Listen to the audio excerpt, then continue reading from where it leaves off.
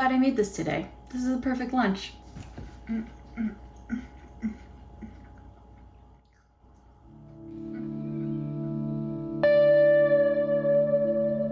Hello, welcome to Moonbelly Makes. My name is Katrina and welcome to my kitchen. Today I want to share with you a recipe that I have been kind of working on for the past couple of years. And this kind of kicks off like a section within a section. I grew up in a town with a ton of amazing restaurants and a lot of them don't exist anymore or they've changed their recipes. So I have a lot of really like strong food memories for dishes that I can't get anymore. I also don't live there, so even if I could get them, I'm not there all the time. So I spend a lot of time figuring out how to recreate dishes from my memories, and this is the first one that I'm sharing with you.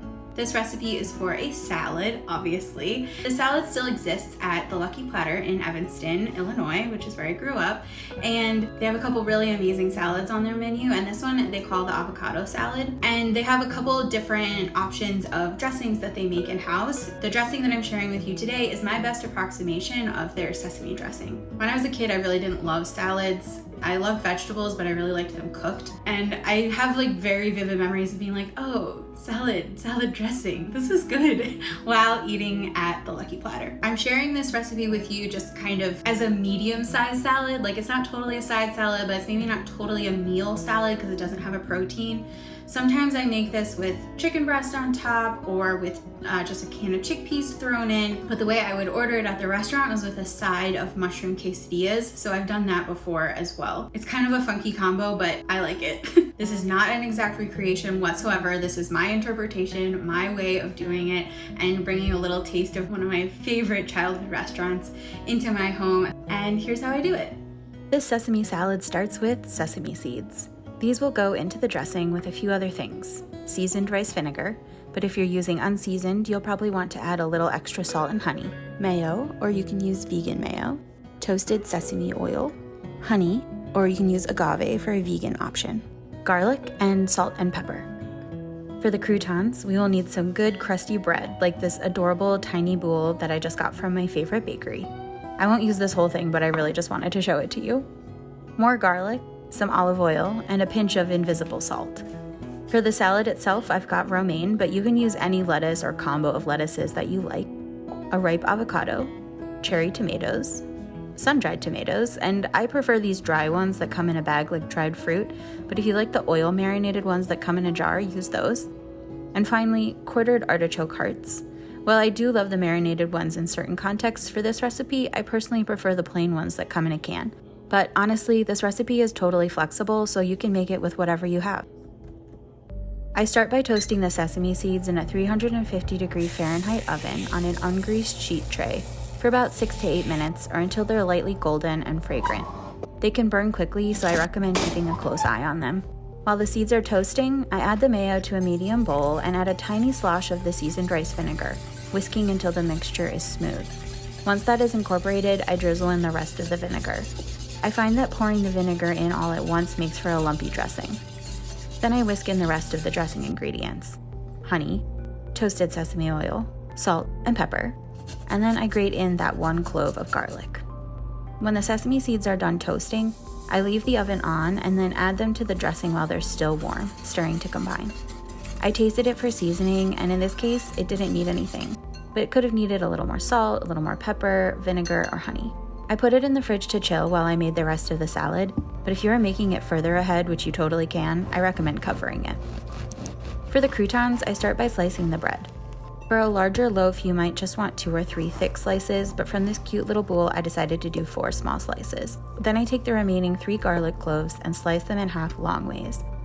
These croutons are double toasted, which I will explain in a moment. But for the first toast, I just put them directly on the oven rack at 350 for 3 or 4 minutes until slightly dried out on both sides. Once the bread is slightly dried out, I take it out of the oven, and as soon as it's cool enough to handle, I start rubbing the cut sides of the garlic cloves into the bread. I find that with fresh bread, it just gets mushy and weird, but when it's slightly toasted like this, the drier and sharper bread can really extract a lot of good garlic flavor from the cloves. I actually could have stood to toast these a little further, but I was impatient. I make sure to do the crusts as well, and I really try to mash the garlic into the bread. leaving me with these spent cloves. You might be able to still use them for things like putting them in a stir fry or a soup or something, but they are a little bit sad, so I usually thank them for sharing their garlickiness and just toss them. I then take the same sheet tray I used to toast the sesame seeds and drizzle in about half of the olive oil. The garlicky cubed bread goes down next, with another drizzle of the rest of the olive oil and a sprinkle of kosher salt. And now it's time for the second toast, so I toss the tray back in the oven until the croutons are as crispy as I like them. I think this is really a preference thing, but I usually pull mine just when they start to get golden, which took about 12 minutes for me this time. While the croutons do their thing, I get the veggies ready, starting by slicing the sun-dried tomatoes into 1/4-inch strips, making sure to remove any hard stem ends I find. And then the cherry tomatoes just get sliced in half. For the avocado, I do a pull-to-pull circumnavigation with my knife without slicing through the pit, and I open it up to see what mood the avocado spirits are in today. I think they were feeling a bit mischievous but ultimately benevolent, since this one was pretty darn perfect except for a brown spot at the top that we'll just pretend isn't there. This is how I gently get the pit out without any risk of knife slippage and potential so-called avocado hand. And then this is how I gently peel off the skin. This really only works on a perfectly ripe avocado, so if it's not happening for you because it's too ripe or not quite ripe enough, you can just use a spoon to scoop it out. Placing the half flat side down, I cut crossways into 1/8-inch slices, doing my best to keep the slices in place. I and you should really use a bench scraper for this so that this action doesn't dull our knives, but I scoop up the avocado halves and set them to the side.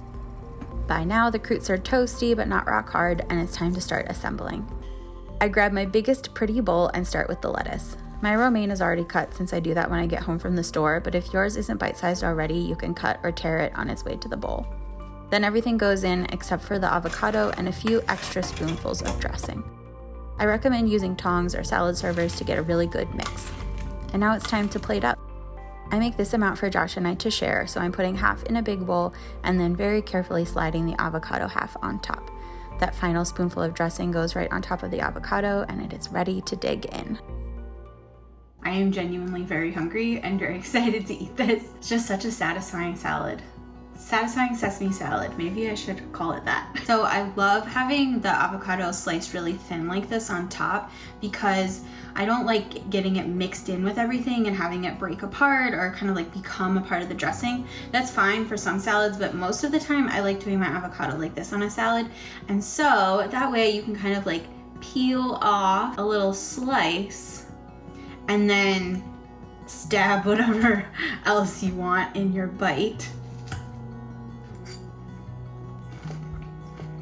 Oh yeah, that works. There's obviously a lot of sesame flavor because there's so many sesame seeds, and the toasted sesame oil is very strong flavor. You also get that little bit of acidity from the rice vinegar, a little sweetness from the honey, and then that pungent flavor of the garlic on top of the garlicky croutons that are just like perfectly toasted. This just really has everything. It's got a perfect balance of flavors, perfect balance of textures. The crispy lettuce, the crunchy croutons, the juicy tomatoes, the squeakiness kind of the artichoke hearts, and then you get little pops of the sesame seeds when you crunch on those too, which is really tasty.